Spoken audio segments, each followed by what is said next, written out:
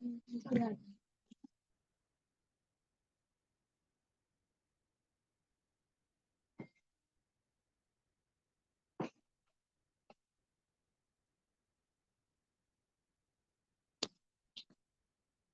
sir, shall we start now? Yes, ma'am. Yes, ma'am.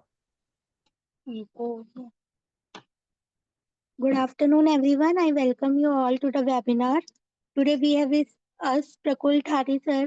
He will be taking session on topic uncovering PUFE transactions under IBC. Let me briefly introduce sir. Sir is partner at Prakul and Kuverpreet LLP CS. He is IP, PCS, lawyer and cost accountant with prior experience of over 3 years in NATCO Pharma Limited in its litigation and secretarial team. Sir has undergone 9-month practical training with EY assisting successful implementation of resolution plan of large steel manufacturer based in Maharashtra and played critical role in compliance management, litigation, plant visit and operations, oversight of goods-based auto component manufacturer undergoing CIRP. Post that he has trained under the guidance of judicial and technical members at NCLT Chennai for 3 months. This past 2 years, he is actively working on IBC mandates such as RP liquidator and as an advisor to IPs in handling their assignments. Sir has expertise in implementation of resolution plans, where PNK offer is blend of knowledge on both corporate and insolvency laws. Now I request sir to start the session, please.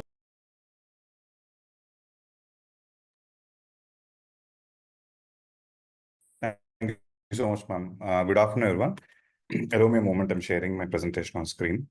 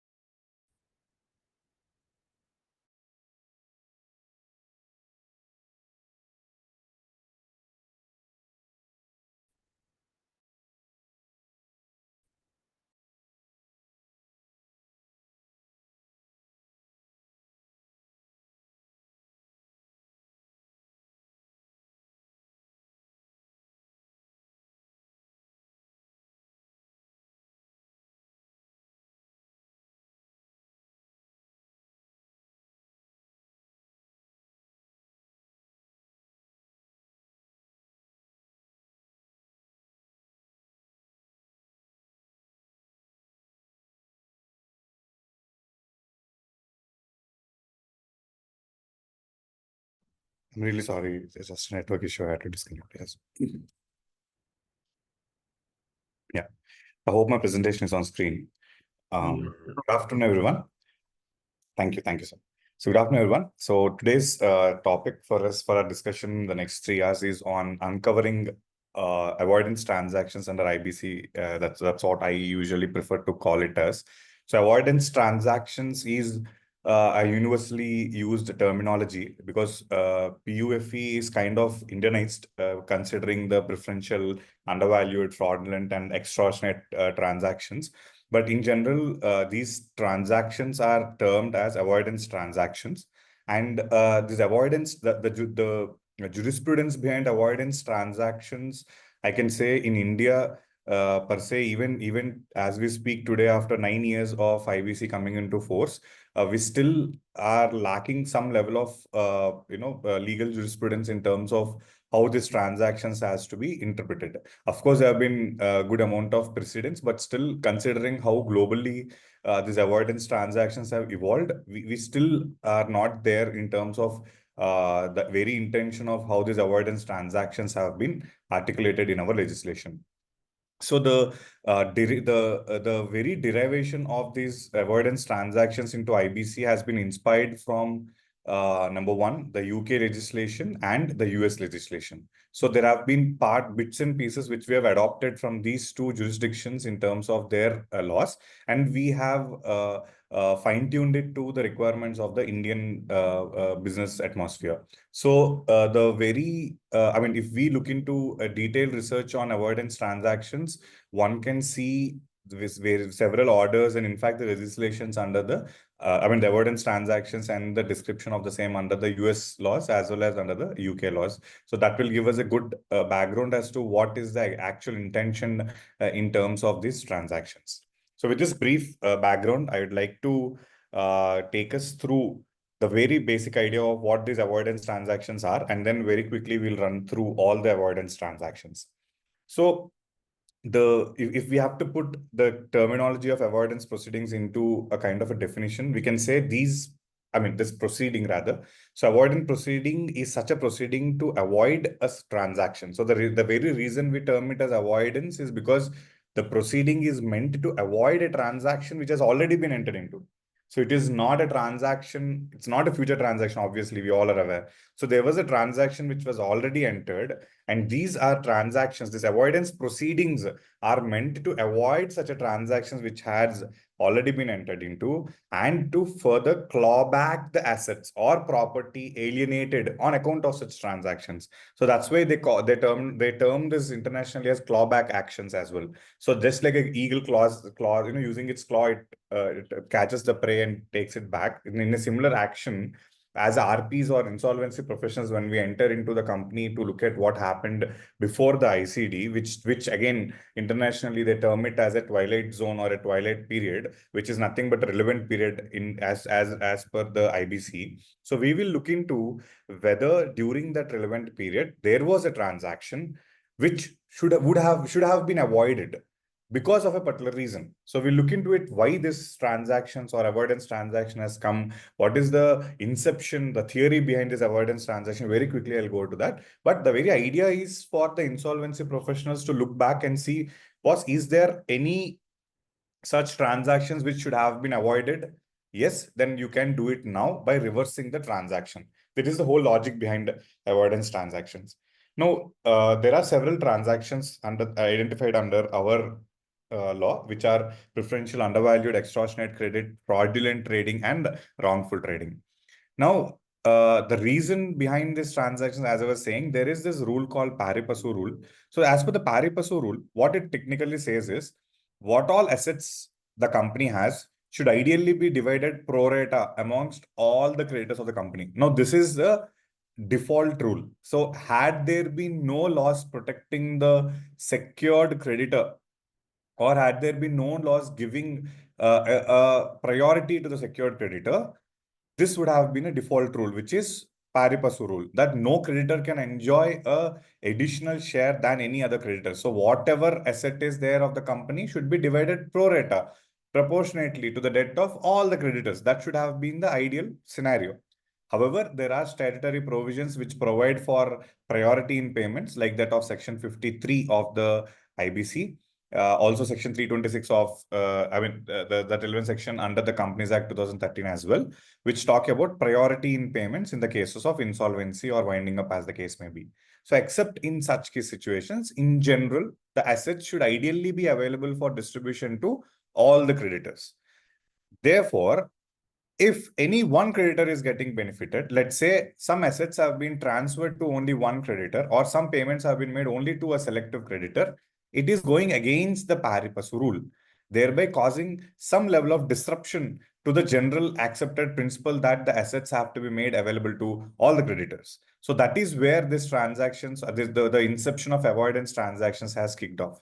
To say that, okay, when the company realizes that the company is ending into insolvency, the company should not take up actions of alienating the assets to their own relatives or to select creditors who are creating more noise, or whatever be the scenario. So there is a particular period specified, like in our case 2 years for related and 1 year for related, wherein such transaction can be highlighted and brought back into the picture for the purposes of evaluating whether it will fit under any of these transactions.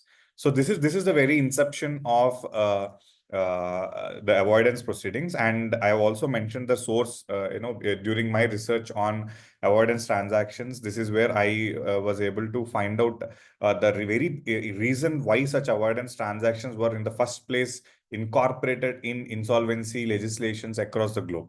So the very inception was that a creditor cannot enjoy more. A creditor should not be given the chance to take more recovery than other creditors by virtue of violation of any of the provisions of the law. So in order to curb such practices, avoidance transactions have been provided for. So now we will look into a brief timeline which is prescribed under the code completely from the point of view of the IBC, which is Insolvency and Bankruptcy Code 2016. And these timelines are applicable on the insolvency professionals. So all the insolvency professionals appointed as RPs should ensure that within 75 days from the insolvency commencement date, we form an opinion on an avoidance transaction. So this is an opinion forming on avoidance transaction that, okay, basis my preliminary analysis, there can be a chance that there are certain avoidance transactions entered into by the company. Now, it may so happen that probably the company is shut for 3 to 4 years, right? And absolutely, there have been no payments made, no transactions done. The books are quiet. There is nothing in the bank statement, no movement of funds, no audit has been done. Or maybe if audit was done and in the audited financial statements reported that there have been no transactions at all during this period, then that can give a good basis for the RP to form an opinion that there might not be any avoidance transaction in this company. Right. So that is an opinion formed by the RP. But in order to substantiate the opinion, the RP has to make further efforts to substantiate his opinion. If his opinion is that there might be an avoidance transaction, then you better get and determine what are those avoidance transactions, right? So it may so happen at times there is a hunch, but ultimately we may not find a transaction which is fitting into any of these sections, which we are going to discuss subsequently. So therefore, the first stage is forming an opinion, and the second stage is determining that such avoidance transaction. So the second stage is the more crucial stage, and the timeline given for that is 115 days from the insolvency commencement date. And once RP determines an avoidance transaction, then within 15 days thereof, it doesn't say 15, but overall before 130th day from the insolvency commencement date, the RP is expected to file the avoidance transactions application for avoidance transaction with the NCLT. So this is the timeline prescribed under the code, and an extension of this timeline can be that similar to this, we need to also provide at least within 5 days thereof, we have to provide a copy of this avoidance transaction with that of the resolution applicant, so that the resolution applicant can prescribe what they can prescribe as to what treatment can be provided to the avoidance transactions, or how the avoidance transactions shall be pursued, which is a mandatory content under the resolution plan in terms of regulation 38 of the CIRP regulations. So it will help the resolution applicant to provide such a clause in the resolution plan. So this is with respect to the timeline under the IBC. And as of now, earlier we had CIRP 8 reporting, but now we do not have any CIRP 8 or CIRP 6 reportings. So we will have to report it only under CP4. So CP4, it's a form wherein we should file it multiple times, once upon filing of the application, and subsequently upon passing of an order by the Honorable NCLT. So these are the two occasions where we will be filing the where we'll be filing the CP4 with the IBBA. So CP4 is an important application, an important form again, containing the basic details of what these avoidance transactions are. So with this background, let us now jump into the detailed analysis of the respective sections. So I'll be spending more time on understanding of the preferential transactions along with the jurisprudence evolved from the Supreme Court order. which in my opinion is till date the most relevant jurisprudence evolved from the context of avoidance transactions, which is in the matter of JP Infrastructure Limited and JP Associates Limited. So that is one important case study which we have to do because that had actually set the tone on avoidance transactions in India and clarified a lot of misconceptions about preferential transactions. So let's deep dive into the understanding of the preferential transactions in accordance with Section 43. So under Section 43, how it identifies a preferential transaction is to say that there is a transfer of property or interest thereof, right? So by property, we mean even as you can see on the screen, the definition of property is provided under Section 3, subsection 27. So it includes, so it's an inclusive definition. So anything which the company owns can be a property. So it includes money. So even a cash transaction will come under transfer of property. By cash transaction, I mean if you're making payment of money, that can still be termed as a transfer of property, right? Or goods, actionable claims, land, and every description of property situated in India or outside India, and every description of interest. So interest including present or future or vested or contingent arising out of or incidental to the property. Like for example, the rents which we get from a property. If we are trying to transfer the interest over that property by way of giving the right of recovery of rent to a particular creditor, even that will come under the question of whether it's a transaction. So that transaction can also be coming within the ambit of 43. So then there has to be a transfer, right? So the definition of transfer, let us look into that as well. So transfer, it again is an inclusive definition where it says it includes sale, purchase, exchange, mortgage, pledge, gift. So even gift is defined as transfer under the IBC, right? And loan or any other form of transfer of right, title, possession, or lien. So for the purposes of 43, this transfer again is an exhaustive definition providing for a series of transactions which may fit into that particular element of transaction. So now, as per the Supreme Court order, which I was referring to a while ago, what the Supreme Court insists on the RP as a duty is that in the relevant period, which is again, if you look at the top right corner, the look back period for a Section 43 application, which is referred to as a relevant period, is 2 years in case of related parties and 1 year in case of non-related parties. So as the case may be, for the last 2 years, every transaction reported by the company or every transaction entered into the company shall be analyzed. And for every transaction, the RP should ask a question whether this transaction involved transfer of property or interest thereof. Is it yes? Yes. Then you go to the next step. The next step is whether such transfer is for the benefit of a creditor, surety, or guarantor. So the first step is whether there's a transfer of property. Yes, tick mark. Then you go to the second stage. Whether is it for the benefit. So this transaction need not necessarily be with the creditor. So the transaction need not be between the company and the creditor.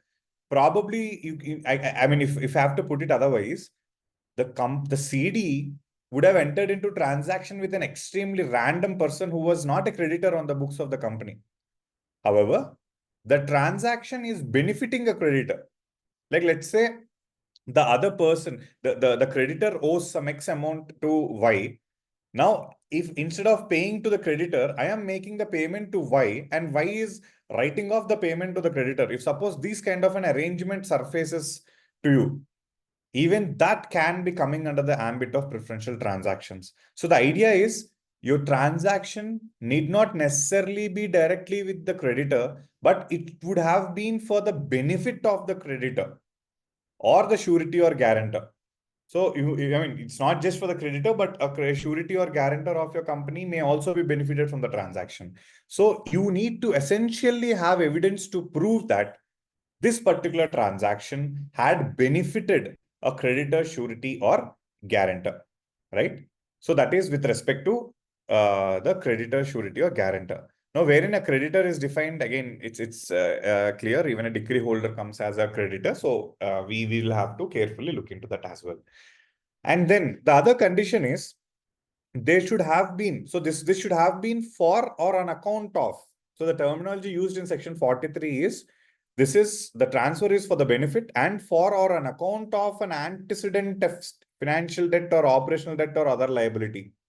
So technically it means the third thing you have to check is whether, okay, the transaction includes a transfer of property or interest. It is benefiting a particular creditor, but the more importantly, whether that creditor, whether this transaction is for or on account of an antecedent debt.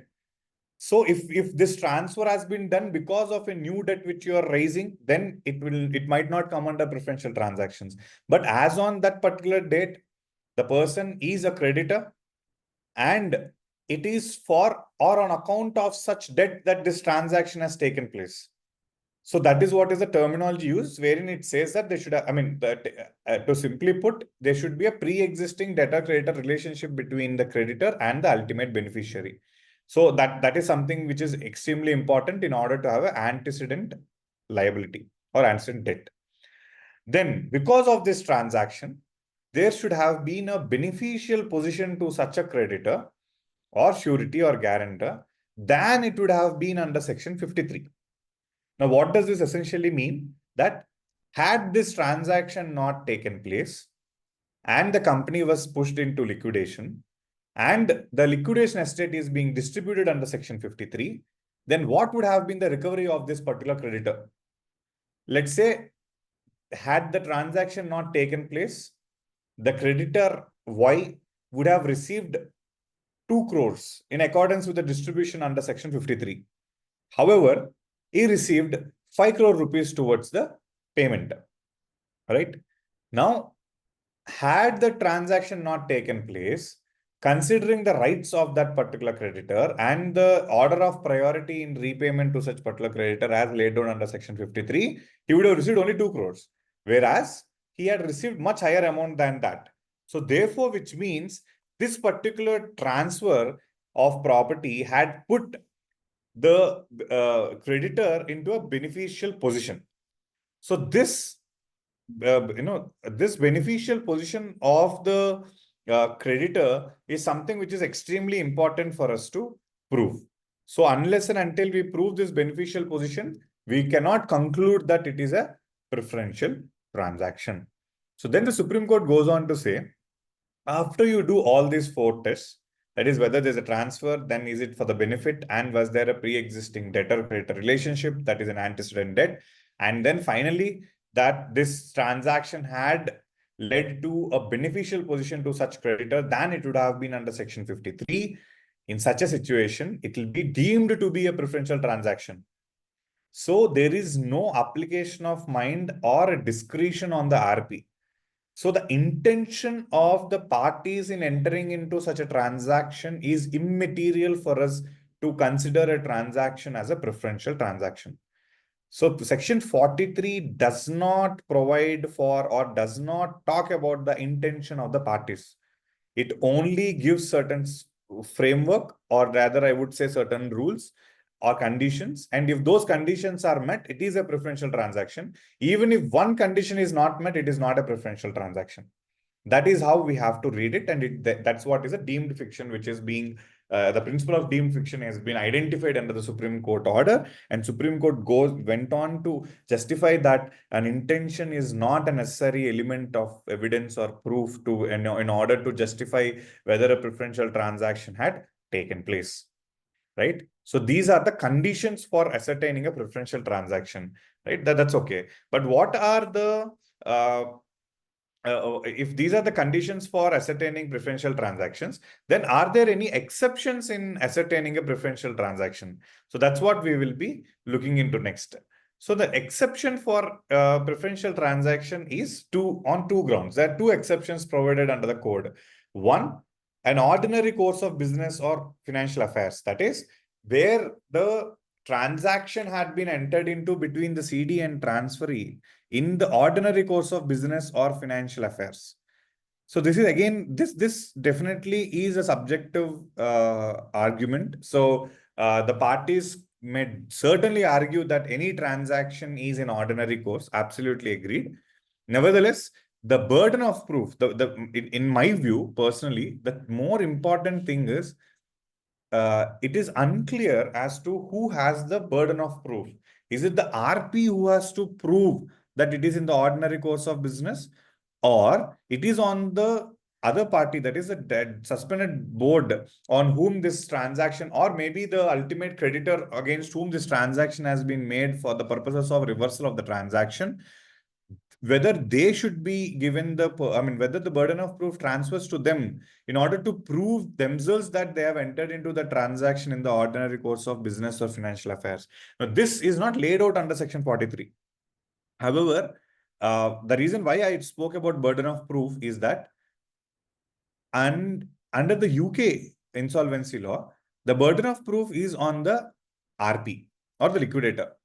So over there, liquidators have been given certain discretion whether or not to initiate applications under the preferential, any avoidance transaction rather, because they use the terminology called desirous. Okay. So they say where a transaction is desirous of benefiting a creditor. Now, the moment I said desirous, it is indicating intent, right?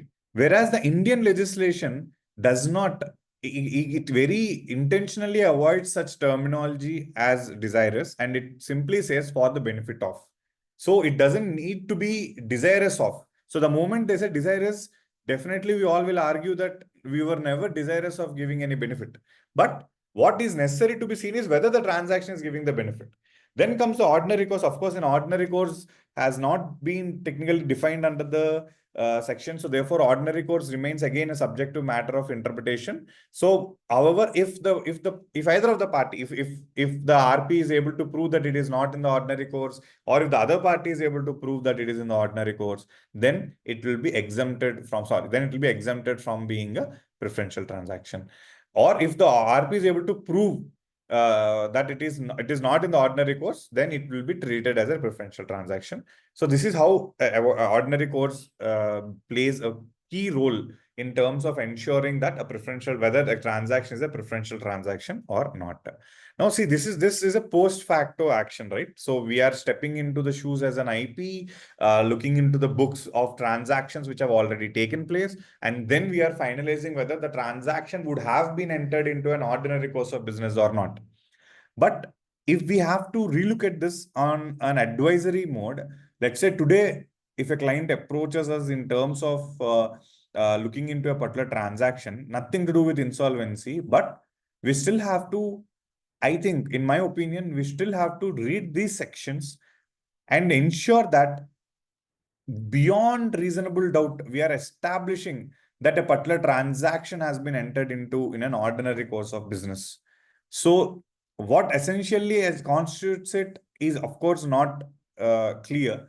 But at the same time, as professionals, we can, using the documentation support, make sure that we have sufficient evidence at a later date. If at all something wrong goes, and let's say we are representing the creditors or a financial institution providing certain loan or whatever it is, or maybe taking additional security, whatever. So we need to ensure how we can try to place it under this ambit of, or under the bracket of ordinary course of business, so that if the company ends up into IBC and an RP is appointed and they come back and question our transaction, then we have solid evidences to prove the RP that this is not in the ordinary course of business.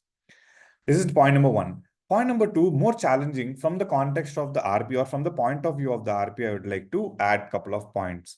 Now, let's say an RP who is analyzing a transaction is convinced that all the four conditions are met. Now he is breaking his head whether the transaction is an ordinary course or not in an ordinary course. Okay. Now, in order to prove whether the transaction is in an ordinary course or not in an ordinary course, there are two ways the RP can do it. What RP can do is, based on the forensic audit report, the RP can shoot out that extract of the observations to the suspended directors, or even the other party who is being subjected to in this transaction, to invite what are their views or objections on this particular facts and any documents evidencing the same. Now, if there is a document which evidences that it is not in the ordinary course of business, if the RP has an opinion that that particular transaction is not in the ordinary course, the question is whether the RP can take a call that a transaction is not in the ordinary course of business, or sorry, whether a transaction is in the ordinary course of business or financial affairs or not, whether RP has the discretion here in terms of assessing that a particular transaction has been entered into in an ordinary course, even though it meets all the four conditions of preferential transaction. But since it meets the light of ordinary course of business, it is not a preferential transaction. Can the RP say so? Absolutely yes. RP, in fact, has to take that call, whether it is an ordinary course of business or not. Now, this I feel under Section 43 is the most toughest job for the RP to justify himself that it is not in the ordinary course of sorry, it is in the ordinary course of business, so that he can exclude it from the ambit of preferential transactions. Now, definitely in a particular scenario, this would be challenged by other parties. Maybe COC might be upset that RP is taking such a decision. But ultimately, RP has to be convinced on either, yes, it is an ordinary course, or no, it is not in the ordinary course. So that definitely falls under the, that definitely will be considered as one of the key responsibilities of the RP. And then finally, one more exception which is provided under the law is with respect to the new value exception. In my limited research, I haven't come across any case laws wherein the exception under new value have been utilized, for the simple reason that it is the if I have to put it otherwise, in the US, this new value has been defined to mean almost 7 to 8 different scenarios where they have identified this transaction called as new value, or this definition of new value. However, we have only provided for one definition for new value. We haven't adopted any other definition of new value or any other scenarios under new value. So the assumption is that such kind of transactions per se will not even come under the ambit of preferential, is what is the assumption probably our lawmakers had. But we have only adopted one particular definition for new value, on which I'm going to spend some time on this on the subsequent slides. But nevertheless, just a quick intro. A new value exception provides that there is a transfer creating a security interest in a property acquired by the CD. So CD should have acquired a property, and on the property acquired by the CD, a security interest has been created. Now, this security interest, why is it created? So that a new value which is given by the creditor is being secured. And this new value has been given either at the time of entering into security agreement or later. And this new value has been used by the company for the purpose of acquiring the same property which was provided as a security interest. And this entire transfer was perfected within 30 days. So technically speaking, where the creditor has given money, so it would have been an existing creditor only, and he had lent a particular amount of loan to the corporate debtor, and the corporate debtor had used that money to purchase a property, and the same property was secured in favor of the creditor. In this particular situation, the act of creating the security interest over that property to the creditor cannot be taken into the definition of preferential transaction just because the creditor is a antecedent debtor, right? So the creditor has to justify, or the RP has to be convinced that there was a new value given to the company for the purposes of acquiring such a property. Only then this new value exception can be availed, right? So this in entirety is the content under Section 43 of IBC 2016. So I would like to very quickly, for the benefit of all, just run through the relevant provisions under the IBC. Though I have summarized it, for our benefit, we can quickly have a look at it. So under Section 43, preferential transactions, subsection 1. So this talks about the relevant time. This talks about the relevant time and other aspects. So wherein we are supposed to file an application. But 43.2 is the principal section where it says a CD shall be deemed to have given preference. Now see the terminology, deemed to have given a preference. Now this is of utmost importance. A CD shall be deemed to have given a preference. So you cannot apply any exceptions, intent, etc. on it. It is deemed. If there is a transfer or of a property or an interest, and this is for the benefit of a creditor or surety or guarantor, for or on account of an antecedent financial, operational, or other liabilities owed by the CD. So these are the first 3 points. First, there is a transfer, and this is for or on account of an antecedent financial debt or operational debt. And the next following that, the transfer under A, which is the transfer of such a property or interest thereof, has the effect of putting such creditor or a surety or a guarantor in a beneficial position than it would have been in the event of a distribution of assets being made in accordance with Section 53. So, had they distributed the available assets in accordance with Section 53, what would have been your recovery versus what did you get because of this transfer? In such a situation, if you had a benefit or if you were put in a beneficial position, like for example, there is a operational creditor. Okay. Now, under Section 53, again, see, operational creditor exception again is a very interesting exception. I was talking to you about the new value exception where India has adopted only one definition, which is for creation of a security interest, etc. But this operational debt is a very interesting thing. Like if I have to put it like this, let's say there is a supplier who had supplied goods and he's been following up for payment for like quite some time, and you have defaulted all the banks and you have also defaulted these creditors. Now there is a supplier with whom you had some special bonding, whatever is the reason you wanted to clear his debt. So there was some sale which had happened and some money was recovered, some money you have recovered, and the same money first you intended to make the payment to that particular supplier. Let us just stick to that. Now there are, let's say, 15 suppliers, of which you were able to make payment to only one supplier, and there are also other banks. So if you just strictly stick to Section 43 subsection 2, is it a preferential transaction? First, whether is there a transfer of property or interest thereof of the CD? Yes, because transfer of money is also a transfer of property because property includes money. Second, whether it is for the benefit of a creditor or a surety or a guarantor, yes, there is a guarantor who is an operational creditor, and yes, this is for the benefit of such particular. There is a creditor who is an operational creditor, and it is definitely for the benefit of such creditor. And is it for or on account of an antecedent operational debt? Yes, it is for on account of an antecedent operational debt only I made this payment. Then comes the important question, whether such a transfer had the effect of putting such creditor in a beneficial position than it would have been in the event of a distribution of assets being made in accordance with Section 53? The answer is absolutely yes. Because had you made the distribution under Section 53, the top line, it would have been properly distributed across to the secured financial creditors only. And probably, let's say, nothing is left after making payments to government employees, like workmen, employees, secured financial creditors, unsecured financial creditors. Let's say nothing is left over.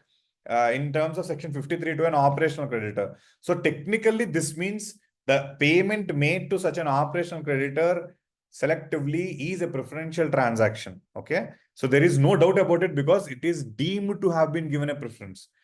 So does this mean any payment made to operational creditor before this 1 year period, 1 year prior to the ICD, can that be clawed back from the operational creditor? Definitely yes. In that case, is there any way the RP can take a call that no, this is not a preferential transaction?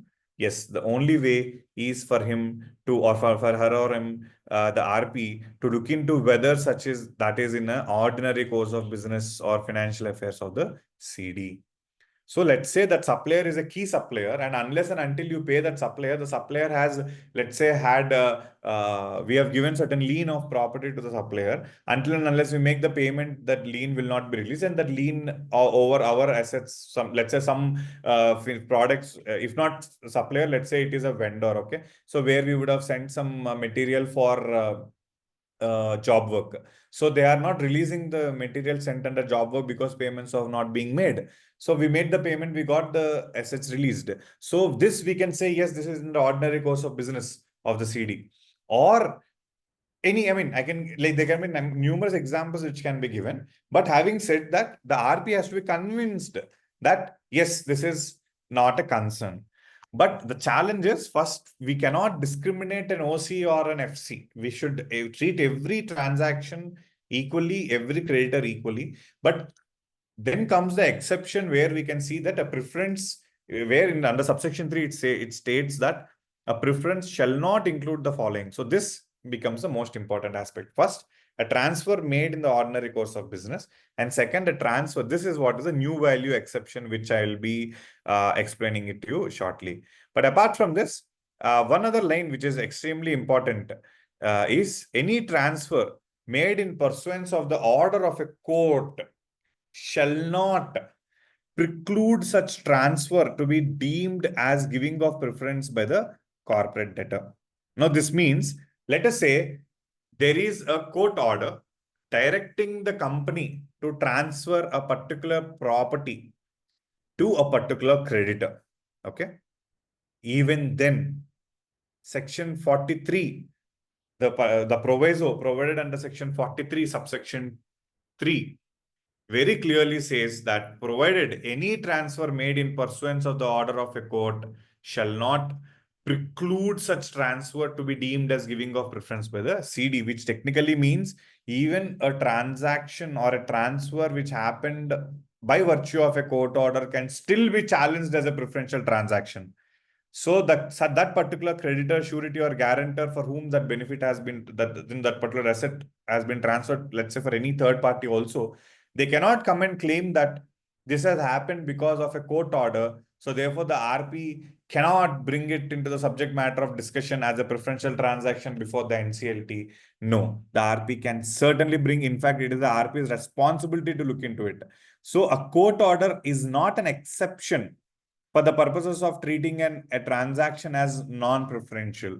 So the RP, irrespective of whether the transfer happened because of a court order or not, the RP has an obligation to review such transaction. And if the RP finds the transaction to be a preferential transaction, even though such transaction would have happened at the behest of the court or at the instructions or directions of the court, the transaction can still be reversed under the IBC, and the NCLT has got that power. So that is such an important exception which we need to take note of, right? So now let's look into the definition of, the second exception, which is new value. A new value is an important exception. So we'll first understand what is a new value. Then I will, by way of some pictures, explain how this new value is defined under the code. So new value means either it is money or its worth in goods, services, or new credit. Or another definition of new value is release. Another definition of new value is release by the transferee of property previously transferred, that is neither in a transaction that is neither void nor voidable by the liquidator or the RP, including proceeds of such property. So this technically means release. So this is something which I will be explaining it to you in the next slide. So I think that will make the concept more clear. And then, or it does not include financial or operational debt substituted for existing financial debt or operational debt. So if you are merely substituting an operational debt with another financial debt, let's say till date you had you were an operational creditor and suddenly you enter into an arrangement and convert the entire operational debt into a financial debt by whatever documentation you can, that will not fit into the definition of a new value. So that point is clear. So now we will look into the second, the aspect of release. So the release by the transferee of property previously transferred to such transferee in a transaction that is neither void nor voidable by the liquidator, including proceeds of such property. So where a particular property has been released in favor of the has been released, like, you know, the property has been released and provided to the company, even that can also be considered as a new value. So let me just take a minute and explain how this release of property takes place.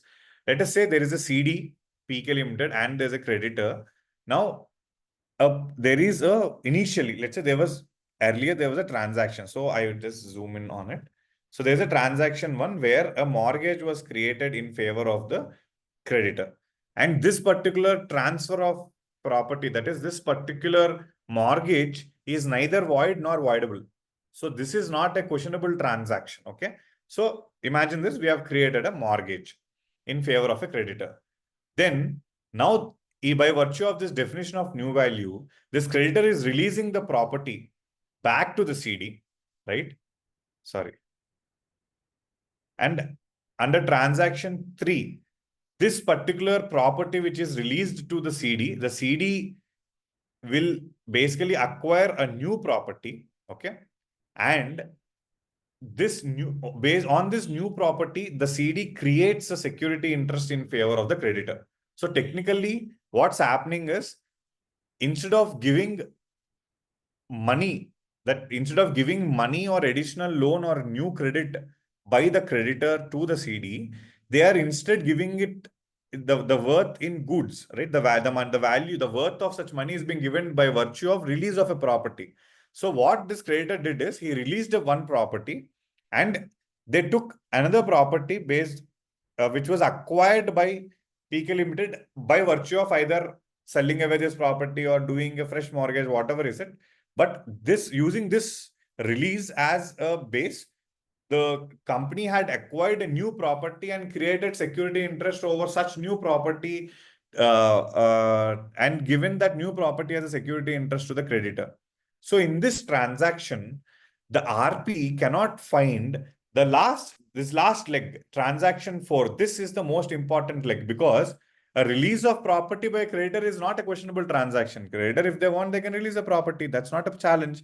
But after releasing the property, if the company had created a new security interest in favor of the CD, then such a creation of new security interest will not be questioned, as long as such new security interest is created over a new property which was acquired by the CD. It should not be a substitution of assets. Of course, substitution of security interest is also allowed if it is in the ordinary course of business, but substitution of security interest will not come under the definition of new value. So under new value, it is essential, and at least under IBC, the concept of new value, it is essential that there should have been an acquisition of a new property and creation of interest over that new property to a CD. But this should not happen as a standalone basis. That means the very funding required for acquiring such new property should have come from the creditor, either directly by way of transfer of money or by way of release of an existing mortgage property in favor of the company. So this is what is the exception of new value by virtue of release of property by the transferee. This is an illustration of it, and this is what is the exception provided under the new value exception. So now let us quickly look into the case study on section 43 of the code, which is with respect to the JP Infrastructure Limited and JP Associates Limited, right? So I'm naming it as Jal and Jill. So here, our corporate debtor is Jill, okay? So let me highlight this for you. So this is the CD, okay?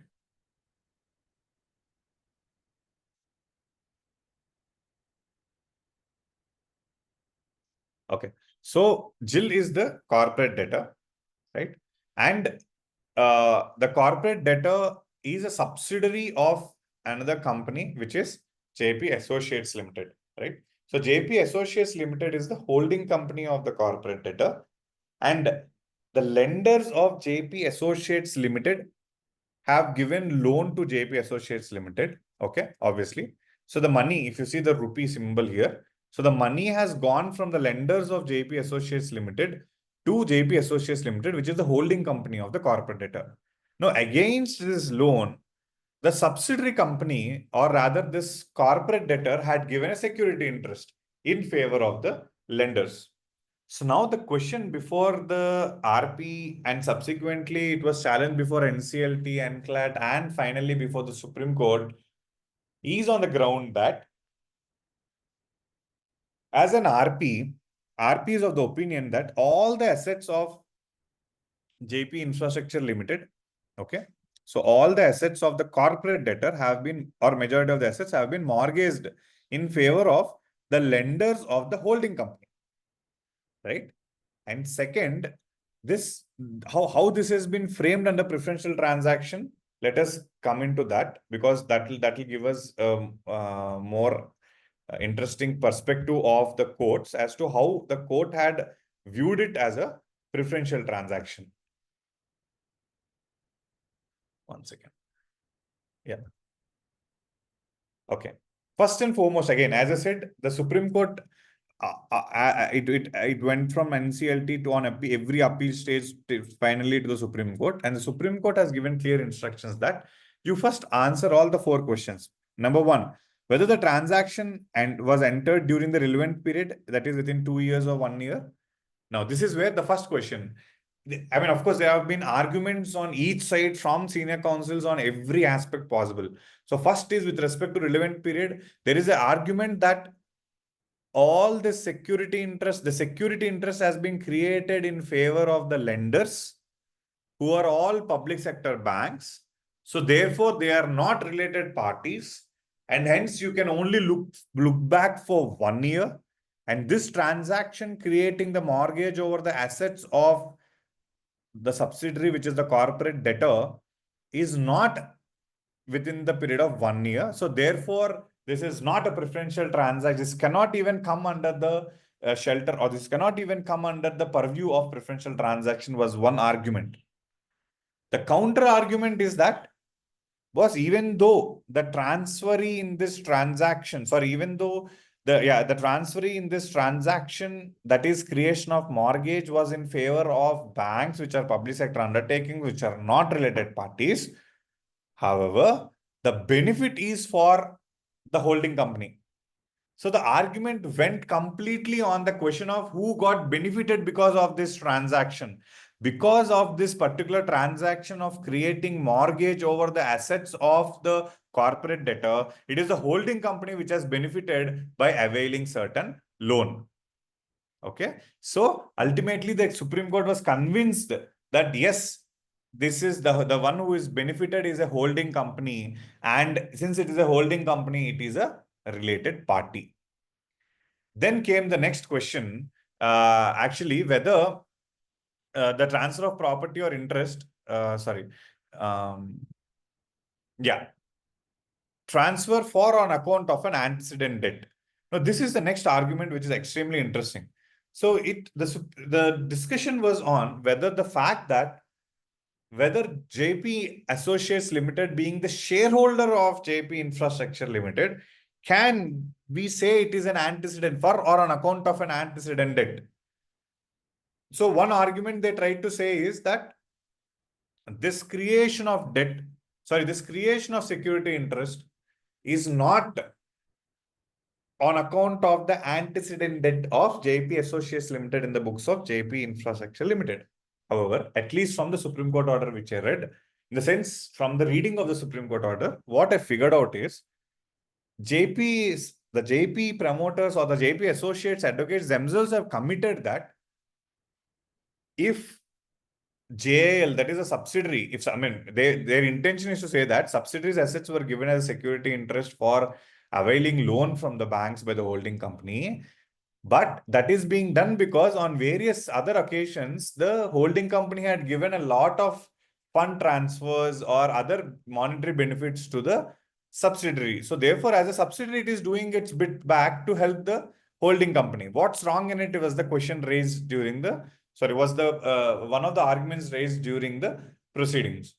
Then Supreme Court and also very smartly the other lawyer had taken advantage of that statement from made by the counsels of JP Associates Limited to mean that, okay, so therefore you are agreeing and accepting to the fact that JP Associates Limited is a creditor. It's having a pre-existing debtor-creditor relationship with the corporate debtor. So in the books of JP Infrastructure Limited, JP Infratech Limited, which is the corporate debtor.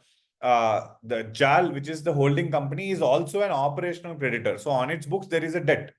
And they themselves have committed that this particular mortgage was done because earlier the holding company was giving such kind of debt or other support to the corporate debtor. So this, the NCL, the Supreme Court had taken as the fact that this transfer or the transaction has taken place for or on account of an antecedent debt.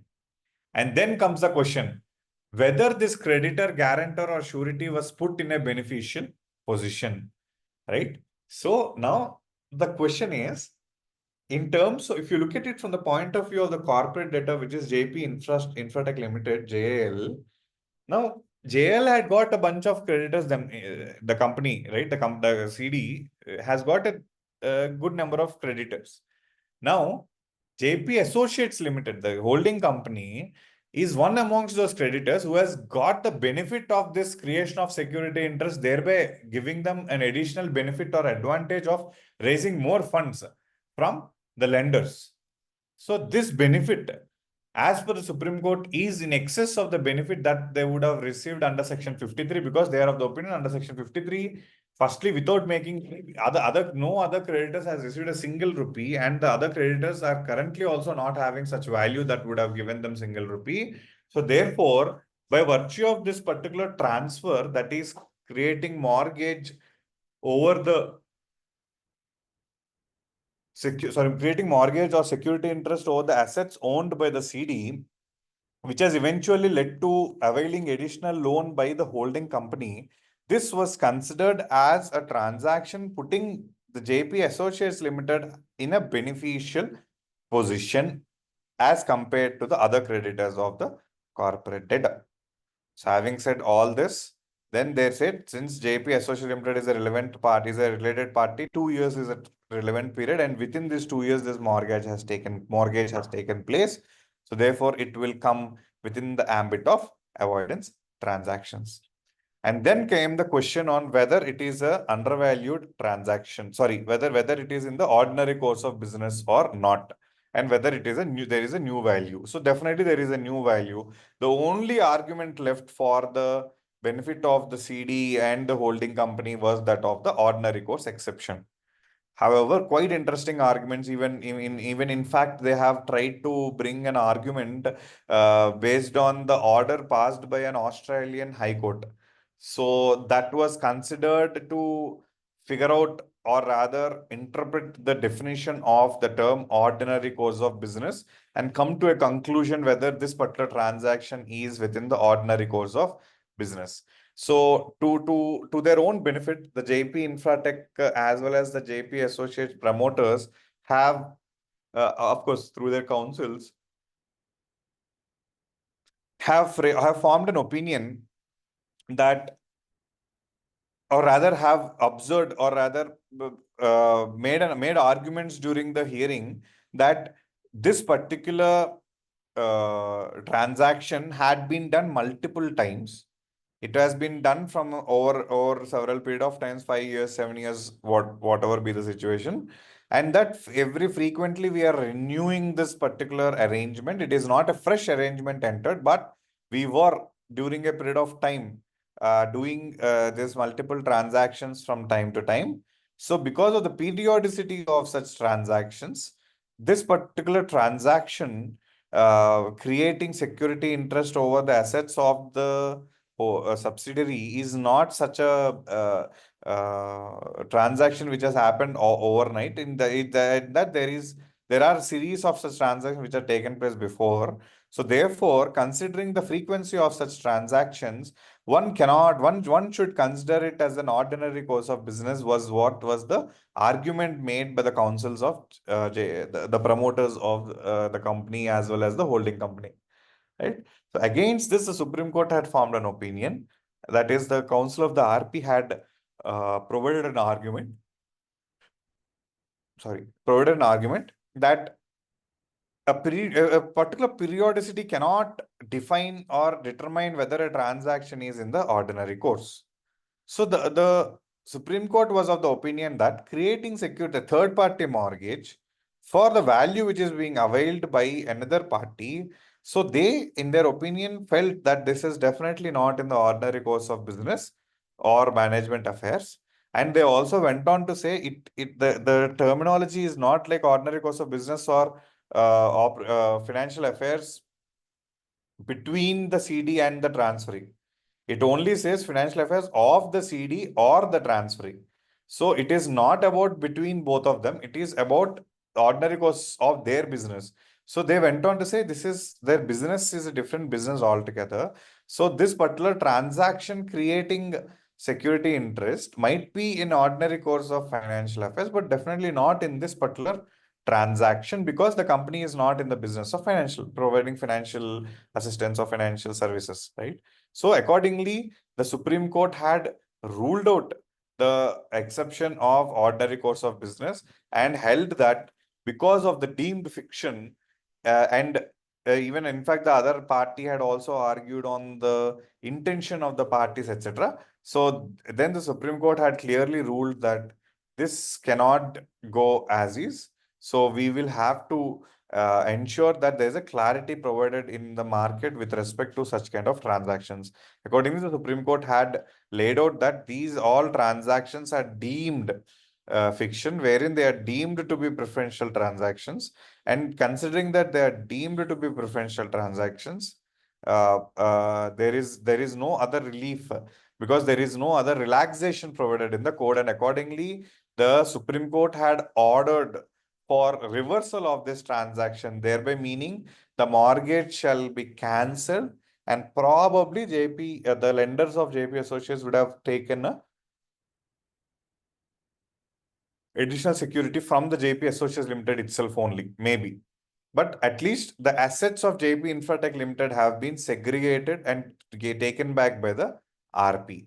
So this is one of the landmark rulings under the jurisprudence of avoidance transactions, whereby the Supreme Court had identified the principle of deemed fiction provided under Section 43 of the IBC and had also laid down the stepwise steps which the RP should take whenever any avoidance transaction is being looked into. So this way, the roles and responsibilities of the RP and also the concept of avoidance transactions, etc., have been carefully captured in this order. It's a quite a lengthy order, but it definitely provides a great amount of clarity on interpretation of Section 43 of the code, right? So this concludes our discussion on preferential transactions. So preferential transactions are most common, which we come across as as resolution professionals, or even in our interactions with the forensic auditors. Preferential transaction is something which always has the limelight, right? So now let us uh, continue our discussion on other set of transactions. But I'd like to take a quick 2-minute break, and then we will take up the next concept on undervalued transactions and other transactions. So we'll just take a very quick break and reconvene just for 2 minutes. Okay, sir. Thank you.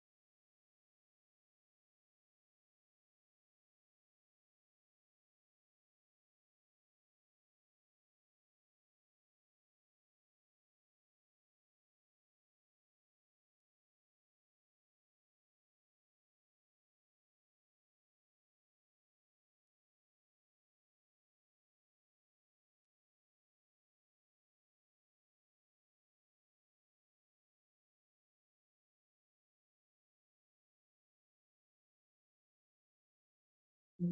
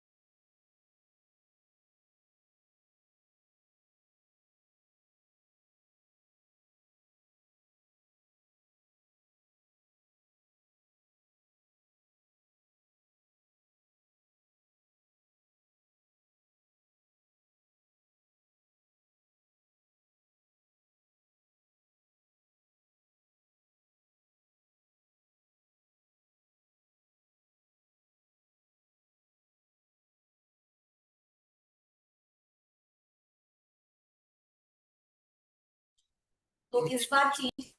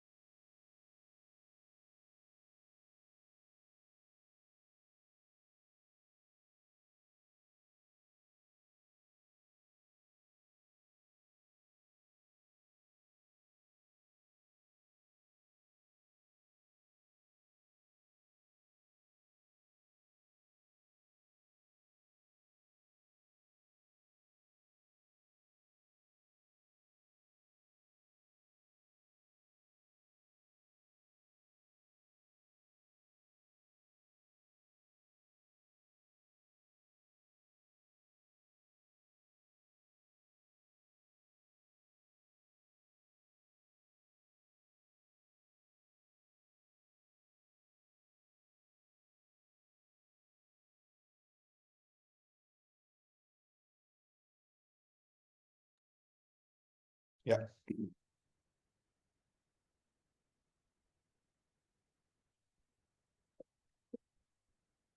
Okay. Thanks, everyone. So we'll now continue with the other provisions under avoidance transactions, particularly section 45, 47, 49, 50, and 66.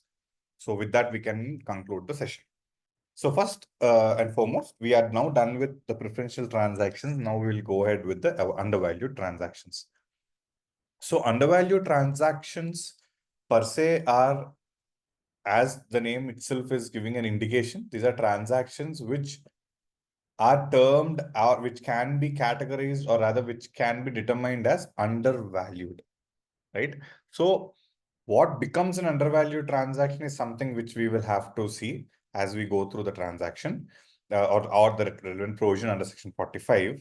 But what is important for us is to understand what transactions are covered under the ambit of avoidance transaction, under undervalued transactions.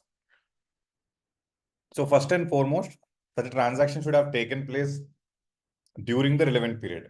So this technically means you are only looking for the relevant period in any, if suppose there was an undervalued transaction which had taken place prior to the relevant period, it will not come under the ambit of section 45. And what is the relevant period? The relevant period provided is 2 years for related parties and 1 year for non-related parties. Now, this is same as that of section 43, which is preferential transactions. So the relevant period is the same for both preferential as well as preferential as well as undervalued transactions. Now, what is meant by undervalued? As per section 45, undervalued shall mean any transaction by which the company makes a gift to a person. So if there is a transaction pursuant to which a gift is being given, so as a gift per se will come under the ambit of undervalued transactions, right? So section 45, a transaction shall be considered undervalued where the corporate debtor makes a gift to a person. So a gift per se by default, without applicability of any reason or purpose why the gift should have been given, nothing will come into picture. The moment a gift is given, that is treated as undervalued. Or where the company, that is a corporate debtor, enters into a transaction with the person, right? Enters into a transaction with a person which involves the transfer of one or more assets by the corporate debtor for a consideration, the value of which is significantly less than the value of the consideration provided by the corporate debtor.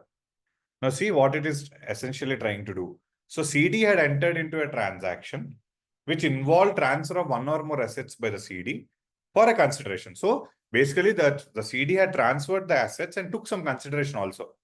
However, the value of the consideration, see, it is not about the consideration. It's not the amount of consideration. It is the value of the consideration. So technically speaking, we are also looking at present value, or rather the net present value, giving the inflation, etc., all that into consideration. So the value of which is significantly less than the value of the consideration provided by the corporate debtor. So the value at which the CD is transferring these assets should have been significantly lesser than the value of the consideration which the CD per se had provided earlier, or rather the value of the consideration provided, which means the value of that particular asset. So if the value of that asset is X and the value of consideration which you have provided is significantly lesser than that value of that asset, so then it will come into the ambit of undervalued transaction. So you are comparing the value of consideration provided by the transferee with the value of consideration provided with the CD. As you know, under the Contracts Act, consideration has to be mutual. So it's nothing but a promise, right? So I mean, whatever the consideration, there has to be consideration. So what in let's say in a simplest example, in a sale transaction, the consideration of the seller is the property, the consideration of the buyer is the money. So with the exchange of consideration, the transaction takes place. It's a sale transaction. Similarly, if you apply the same principle here, the assets are being transferred. The assets, the value of the consideration here, the consideration provided by the corporate debtor is the asset. So the value of such consideration is, let's say, 10 crores. So the value of assets is 10 crores, which is nothing but the value of consideration which is provided by the CD. And that is significantly higher, or rather the value of consideration provided by the other party is significantly lower than this particular value. So let's say the other person has given you just 1 crore rupees and you have transferred assets worth 10 crore rupees. So this definitely will come under the ambit of undervalued transactions. But this is where there is some level of discretion on the RP or the liquidator. The reason being the terminology is significantly lesser. Now see, if you look at the act, there is nothing which is defining the definition of significantly less, right? So what constitutes a significantly lesser value is something which again will or might be a point of deliberation or the point of debate between the parties. So there is something which we need to technically approach. There is something which we need to approach in terms of figures, that is the numbers and the amounts involved. And in general, like if you see the context of IBC, the other occasion where we see this term significantly lesser or higher, or rather a comparison, is between the values ascertained by the two registered values.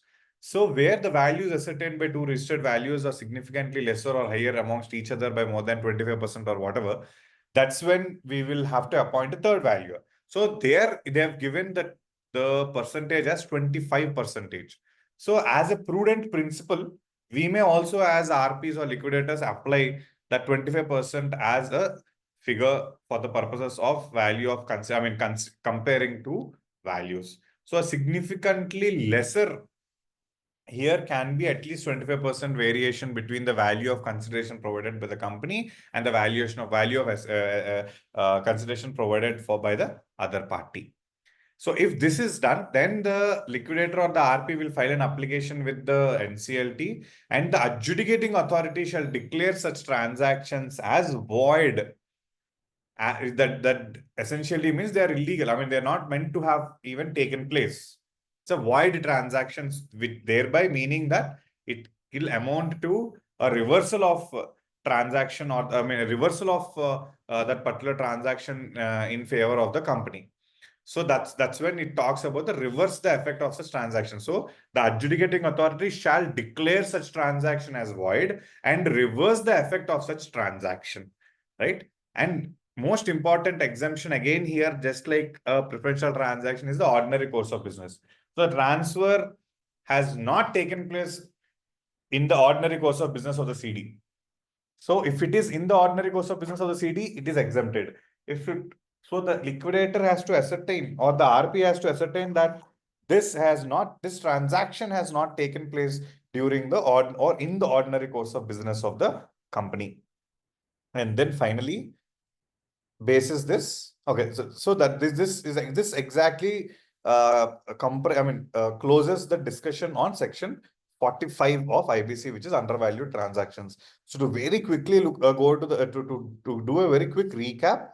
First and foremost, the transaction should have been during the relevant period, and they're undervalued. If it is a gift, it is deemed to be undervalued. Second, the value of consideration provided by the CD versus the value of consideration which is being provided by the other person will be compared, and where it is significantly lesser, the same shall be considered as the same shall be considered as an undervalued transaction.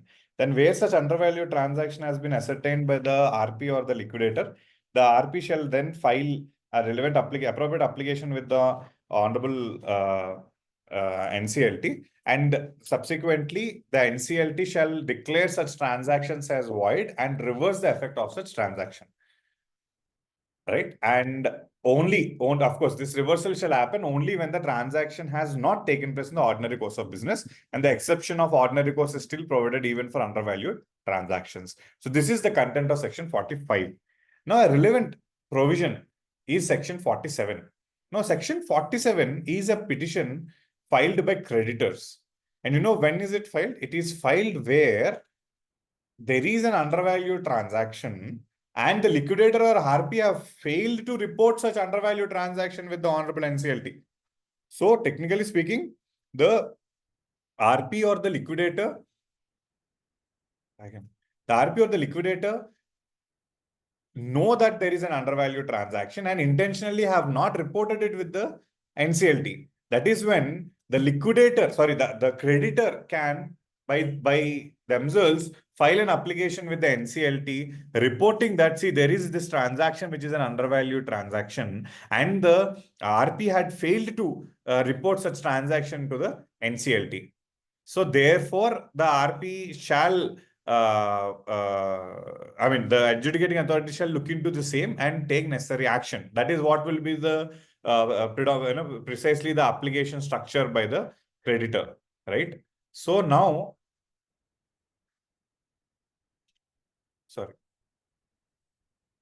so if at all the NCLT is satisfied that yes, the liquidator or RP are aware of that, or the RP as the case may be, they're aware that there is an undervalued transaction and they failed to report it with the NCLT, then the NCLT may pass an or shall pass an order. So if they're satisfied, the adjudicating authority shall pass an order restoring the position as it existed before such transactions and reversing the effects thereof in the manner laid out in section 45 and 48. So nothing but reversal of transaction they will do, right? And in addition to that, most importantly, an effect on the RP or liquidator. See that requiring the board to initiate disciplinary proceedings against the liquidator or RP. Now, trust me, sir, this is something which is a critical element for us as RPs to look into.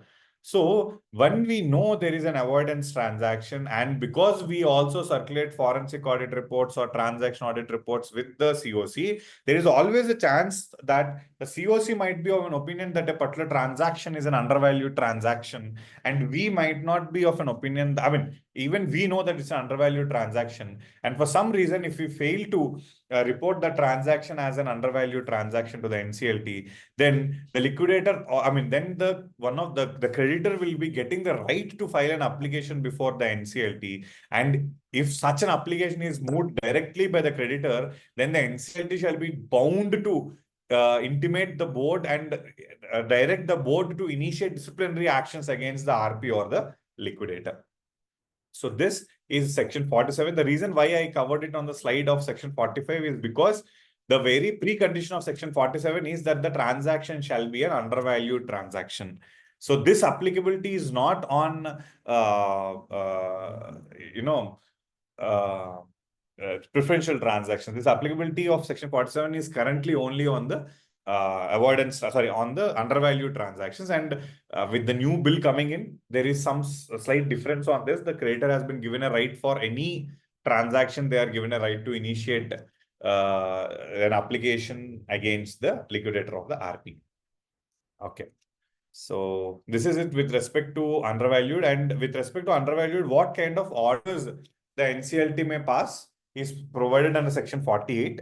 So these are like generally orders wherein reversal of transactions can take place. That is, require a property transferred to be vested in the CD. So suppose the CD had already transferred a property at an undervalue, the NCLT may direct the reversal of the transaction by making sure that or by directing the property to be vested back in the CD. That can be done. Second, release or discharge in whole or in part any security interest granted by the CD. So any security, earlier, suppose there was security interest which was granted and it was at an undervalue, then the court may direct for the release or discharge of the security interest again in favor of the CD.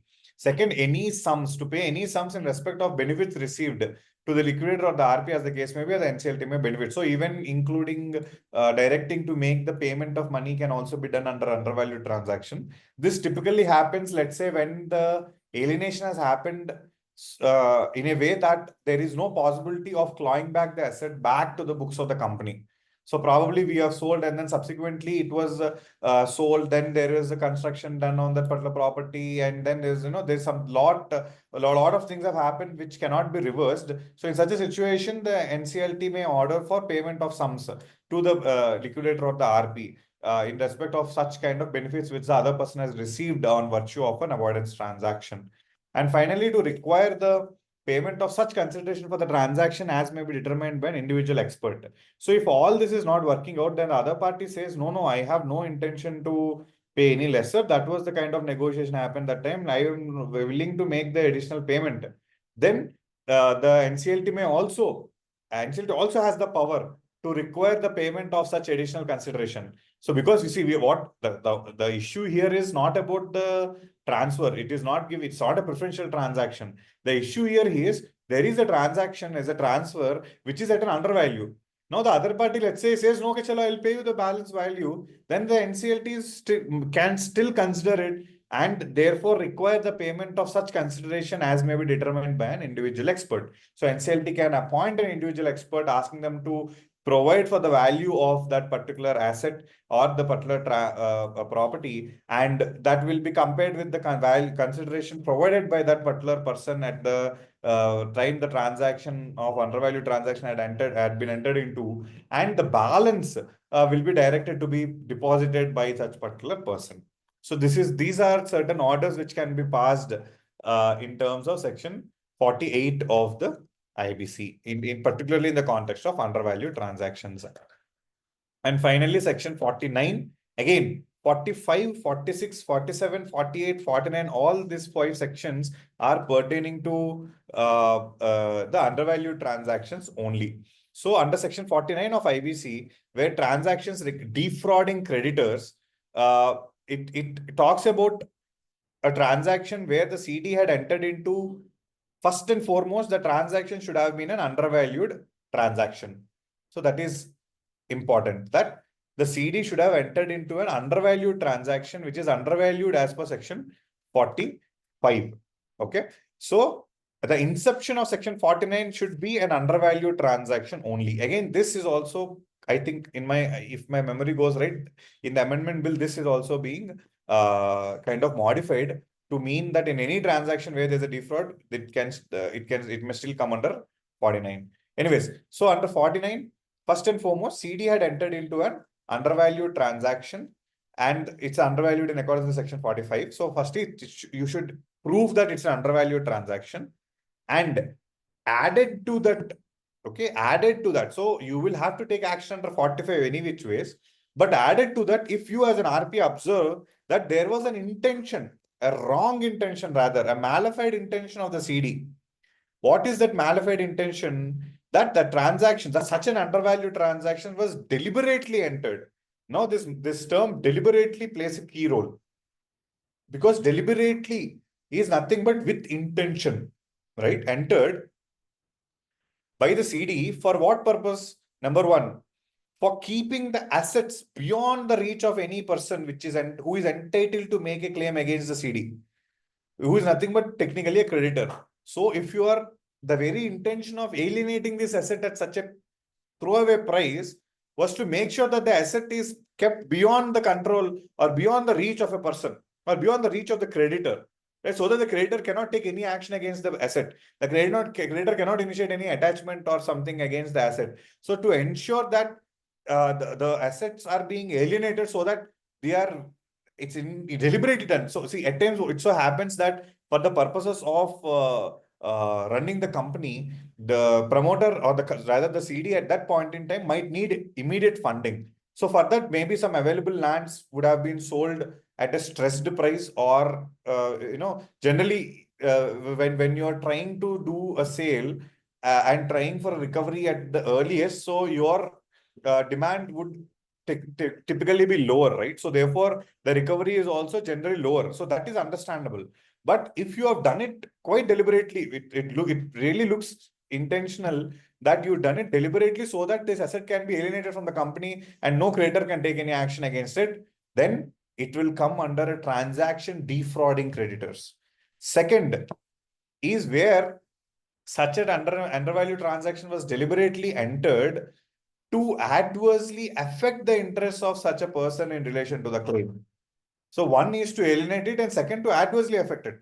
That is to ensure that once this asset is being transferred under value, then you will not do anything in order to repay that particular creditor. So it's technically hampering the interest of that particular creditor. So in either of these situations, it will be considered as a transaction defrauding the creditor, in which case the NCLT can order for restoring the position, which is nothing but reversal of the transaction, and protecting the interests of the persons who are victims of such transactions. That is, because of this, if there are in the line of such transactions, if there's anybody who is a victim of the transaction, of course NCLT can pass certain orders to protect the interests of such persons.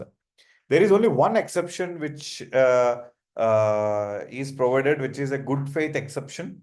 Rather, two exceptions. What it says is, an adjudicating authority's order shall not affect any interest in property which was acquired from a person other than the CD. So, see, in an undervalued transaction, CD transferring the property to a person is fine.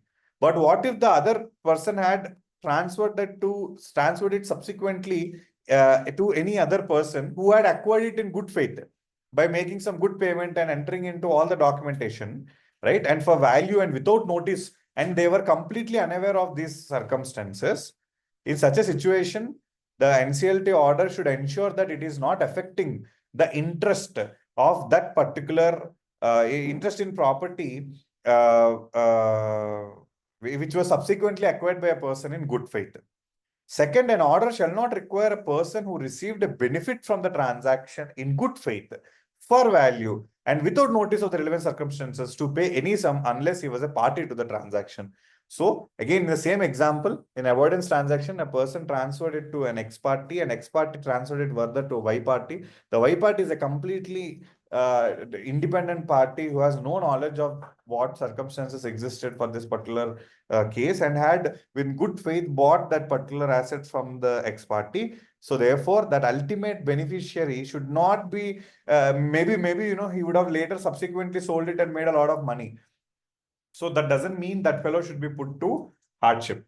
So ultimately, somebody who had purchased the asset in good faith should be protected, is what is the idea. Even though at an ideation level it is excellent, but what is to be understood is, I mean, with all due respect, Honorable NCLT, or rather the adjudicating authorities under the code, are they actually equipped to hear and take a decision on whether a particular transaction has been entered on a good faith or not, is something which has to be looked into, because these being summary proceedings, and we are talking about things like deliberately entering into a particular transaction, looking at the establishing an intention behind the parties, and then subsequently we are also talking about the good faith exception. So these are like quite fascinating to see how, if such a situation comes for an NCLT, how that can be looked into. So we will now proceed with the other part. But yes, so this under section 49 is what is the transactions defrauding creditors. So 45 to 49 is what we have covered, which totally talk about the undervalued transactions. So now let us jump into section 50, which are extortionate credit transactions. Now, extortionate credit transactions, the definition you can find, or rather the meaning of extortionate credit transactions, you can find it in the regulations. So CARP regulations has provided for what are the extortionate credit transactions, where it says a transaction shall be considered extortionate where the terms require the CD to make exorbitant payments in respect of the credit provided. So obviously, it's extortionate credit transaction is a transaction where CD is not the creditor but the debtor. It's an obvious thing, but still, for the purposes of our clarity. So CD is the debtor. It had availed the loan at exorbitant payment terms. Okay. So exorbitant payments in respect of the credit provided, and or are unconscionable under the principles of law relating to contracts. So unconscionable are those which are absolutely unfair. And on the face of it, you can see that it is absolutely one-sided. Such kind of clauses which are unconscionable can be considered or shall be considered as extortionate terms.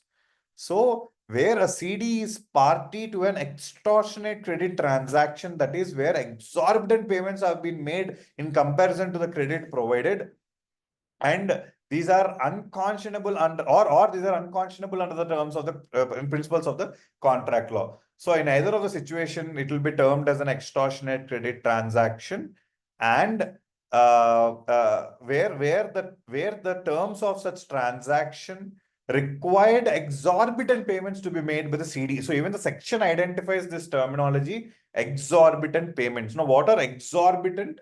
Which are beyond normal, kind of abnormal, like extremely high payments made for the kind of loans availed. So usually we find it, right, in unorganized financial sector where there are lending activities taken place. So they pay interest like on a daily basis or on a monthly basis, which are extremely high, right? So they pay like 3% per month, around 36% per annum, which is like kind of very high interest rate loans which have been provided for. So if the company has entered into such a transaction at exorbitant payments, such kind of a transaction itself will be termed as an extortionate credit transactions. Now, if the only exception for such extortionate credit transaction is that any debt which is extended by any person providing financial services. So a financial service provider may, at its own discretion, in accordance with the law in force in relation to such loans, etc., can, whatever be the terms it can provide, it can provide. In no event can such a loan be termed as an extortionate credit transaction. Because it is a financial service provider, it is bound by certain rules and regulations laid down by the respective regulators. So there cannot be a situation where you can find fault with that kind of extortionate credit, with such kind of transactions where the debt is being extended by a financial service provider. So in such a case under section 51, so where you establish that there is an there is a extortionate credit transaction under section 50, then you should file an application with the NCLT, and under section 50, if the NCLT is satisfied that it is an extortionate credit transaction, then under section 51, the NCLT may pass certain orders whereby it can restore the position as it existed prior to such transaction, which is reversal, set aside the whole or part of the debt created on account of the extortionate credit transaction. That is, the debt created in the books of the company may also be set aside. The terms of the transaction may be modified. The NCLT may say, okay, fine. It cannot be 52% of interest, 40% of interest. You should bring it down to what is available in the market at that particular rate, or maybe CIBIL plus, the SBI, MCR, whatever rate plus whatever additional premium, etc. But not at this particular rate. They can modify the terms, or they can require the person who is party to the transaction to repay the amount received by them. So, see, if the NCLT is satisfied that it's an extortionate, exorbitant payment being made, then that portion of exorbitant payment should ideally be returned to the company, right? Whatever is the ordinary payment may still continue, but that additional excess exorbitant payments made by the company to such creditor should ideally be reversed into the company. And that is the whole idea. Why do we do all this exercise is not to see if at all the exorbitant terms were there on books, and then there is a creditor who is sitting with a law with huge voting share. That is also not fair to the process, right? So therefore, this is all meant to make sure that the creditors are not misusing the process and entering into exorbitant terms at the last minute, just so that they can have high stake in the recovery of the company. So this is kind of avoiding abuse of the process by the creditors, right? Who are not financial service providers, obviously. And finally, to require any security interest that was created as part of the extortionate credit transaction to be relinquished in favor of the liquidator or the RP, as the case may be. So by virtue of that extortionate credit transaction, if at all the CD had provided in any security interest, the NCLT may also even ask for reversal of that security interest. So this is how section 50 and 51 are laid out to address the situation of extortionate credit transactions. Finally, we will conclude our discussion by discussing section 66 of the code. See, section 66 has two key provisions. So basically, Section 66 is divided into two subsections, talking about fraudulent trading and wrongful trading. So if you see Section 66 talks about fraudulent trading or wrongful trading, correct? So this is actually, it's not like interchangeable terminologies. If one looks at it clearly, Section 66 subsection 1 deals with fraudulent trading, while Section 66 subsection 2 deals with wrongful trading. Now, what's the difference? Section 66 subsection 1, it says where the business is carried with an intent to defraud creditors. So your very intention of carrying the business was to defraud the creditors or for any fraudulent purpose, or you're doing the business for a fraudulent purpose. Then if I can prove either of it, it will be a fraudulent trading because you're continuing the business, right? See, the whole idea is you're doing the business with an intent to defraud creditors.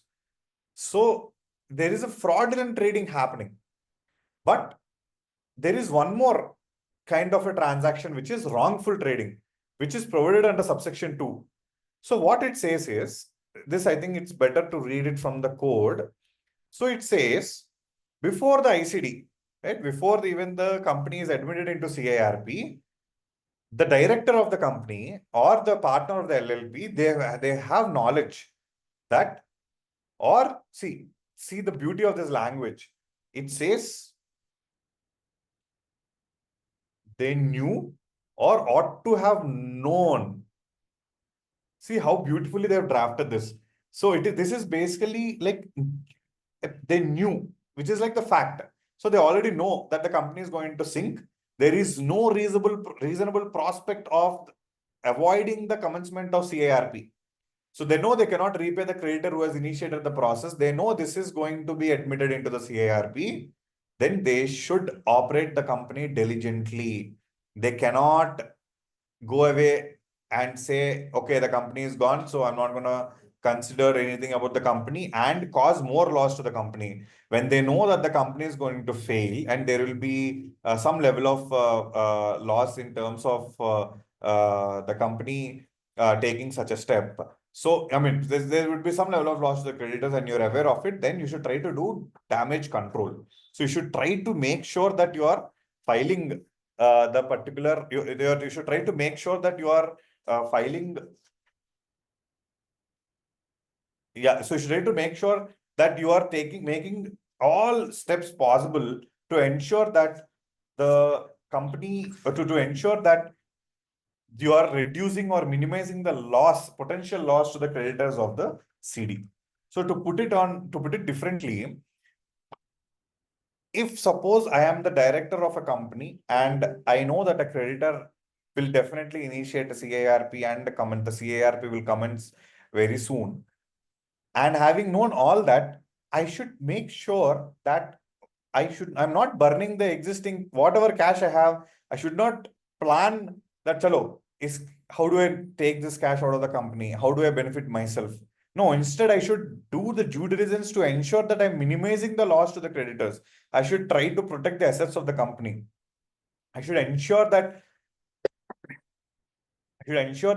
I am not I'm not taking such measures which will cause much more damage to the company. Like, for example, I know that the business is duping, and at that time, if I am importing some machinery, okay, with the kind of amount of some cash balance I have, if I invest it in buying out in importing a particular machinery which cannot be immediately put to use and which cannot actually revive the entire company also, it is kind of which is more of a burden rather. So what you technically did was you are rather causing more loss to the creditors, right? So this is termed, or even though it's not termed there, but this is what is wrongful trading, right? So where the director or a partner knew or ought to have known. Now let's talk about ought to have known. So the law says ought to have known, which is a subjective test, that you should have known this. How do you think you should have known this? You should have known this by virtue of you being a director, having certain qualifications, it is expected that a person with such experience and qualifications and involvement in the company ought to have known that there is no reasonable prospect of avoiding the commencement of CARP against the company. So the director cannot go and say, I was very confident that it can be revived. That is not a statement which can be bought by the court. So the director, if the RP or liquidator proves that with the kind of qualification and involvement and expertise the director has, if it can be proved that they ought to have known that the company, there is no other reasonable prospect of avoiding commencement of CARP against the company, in such a situation, the director cannot escape and say that, chalo, I don't have any awareness of this. And the director cannot simply sit and leave the company to hell. So the director should take certain steps or of due diligence to ensure that he is minimizing the loss to the creditors. So if I have to repeat, if you see subsection 2, where there is no reasonable prospect in the directors are aware of it or ought to have known that, and such director or partner did not exercise due diligence in minimizing the potential loss to the creditors of the CD. So no due diligence was done by the directors to reduce the loss to the CD, to the loss to the creditors of the CD, thereby causing problem to the CD. Such a kind of a trading is termed as a wrongful trading. So see, these are two things. Here there is no fraud involved in subsection 2, but it is wrong, right? So if you are, see, minimizing the potential loss to the creditors is a fiduciary responsibility of the directors. So you not doing it is wrong. That's why it is a wrongful trading. And section 66 subsection 1 is purely the intention is to run, the business has been run with an intention to dupe the creditors, that is to defraud the creditors or for any other fraudulent purposes. So in the first subsection 1, it is a fraudulent trading, and in subsection 2, it is a wrongful trading. So as regards subsection 2, it very clearly says one thing. Like if you see this explanation, a director or partner shall be deemed to have exercised due diligence if such diligence was reasonably expected of a person carrying out the same functions as a carried out by such director in relation to the CD. So it's, I mean, see, the whole idea is you cannot expect the director or the partner to do some magic and save the loss to the creditors. But if it is prudently expected of a person who is having similar functions and in relation to the CD, if it is prudently expected of them, then definitely it should be deemed to have, I mean, it will have that importance also on the director or the partner. So to repeat the explanation again, for the purposes, a director or partner shall be deemed to have exercised diligence if such diligence was reasonably expected of a person carrying out the same functions as are carried out by such director or partner in relation to the CD. So let's say there is a director and they also had a chief executive officer and a plant head who are not the directors of the company. Okay. Now, if their sole responsibility of those people having such functions in relation to the company is being expected by this director. So the director they've already put in force a CEO and a plant head to take care of the business situation by not over investing, by ensuring that they're putting very minimal to maintain the assets of the company and all that stuff. If they're doing such steps, then even though the director is not directly done it, but if the diligence was reasonably expected of a person carrying out the similar functions as are carried out by the directors, then it is deemed to have they are deemed to have exercised the due diligence in such a situation. So overall, the idea of section 66 is that where there is a fraudulent trading or a wrongful trading, an application can still be made against them by the RP or liquidator, as the case may be. And under fraudulent trading, you can go back as long as 5 years or even much further, before that, because fraud is something which is unexcusable and there should not be a limitation period to establish fraud. But as long as you have sufficient evidence to see that it had an impact, the fraud also, if it had an impact, then it makes sense for you to make an application. Second, in terms of wrongful trading, it is very clear that it is during the twilight zone. So there is no specific limitation period for this, but it cannot, obviously it cannot be like 10 years before and all that. Ideally, it should be within the range of 1 to 2 years, or maybe much closer to the ICD date, where you see that the director would have done certain would have taken certain decisions or has done certain steps which kind of hampered the interest of the other creditors. So that can ideally come under the ambit of wrongful trading. So this is what is under section 66, and wherever any application has been filed under section 66, the proceeding and the orders will be passed under section 67. And such orders may include, in fact, section 66 subsection 1 provides for it, where it says that the parties who are knowingly parties shall be liable to make such contributions on the assets of the CD as it may deem fit. So you can direct them to make such contributions of the loss which has occurred to the CD. It may be directed on them to deposit that money with the CD so that it can be put for the benefit of the CD, something on those lines. So yeah, that's exactly what is being taken under section this. And yeah. Now see, there is one interesting thing under section 66 subsection, under 67 subsection 2. With this, we will conclude our session, where it says, where the NCLT had passed an order under 66 1 or 2 in relation to a person who is a creditor of the CD. So technically, if the person who is causing or who is also knowingly involved in the transaction is also a creditor of the CD, then the NCLT may direct that the whole or part of the debt owed by the CD to that person and any interest thereon shall rank in the order of priority of payment under 53 after all other debts owed by the CD.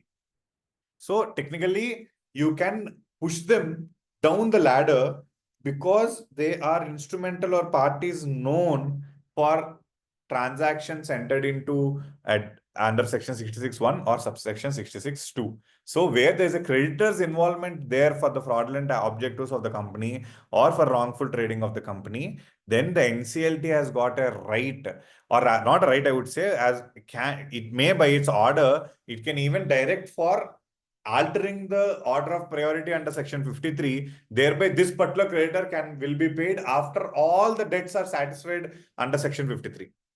So it's again an interesting point laid out under section 67 subsection 2. And in my experience, I haven't come across any order which is passed under section 66 subsection 67 subsection 2. So with this, I conclude my presentation on preferential transactions. Thank you so much for giving me this opportunity. Any questions from any of the participants? I'd be more than happy to take up the questions. Over to you, Anjali ji.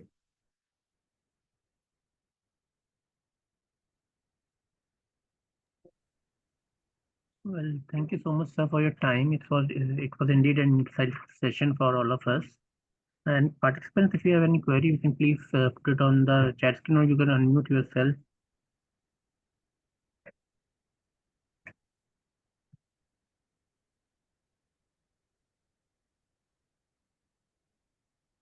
The session, there's no query. Shall we conclude the session now? Yeah. Sure. Okay, sir. Thank you so much on behalf of ICSI. Sir, thank you for your time. Yes, sir. Yes, sir. Thank you so much. Thank you so much, everybody. Thank you, sir. Bye. Thank you, Prakul. Yes, sir. Thank you, sir. Thank you, Rajesh ji. Thank you. Bye, sir.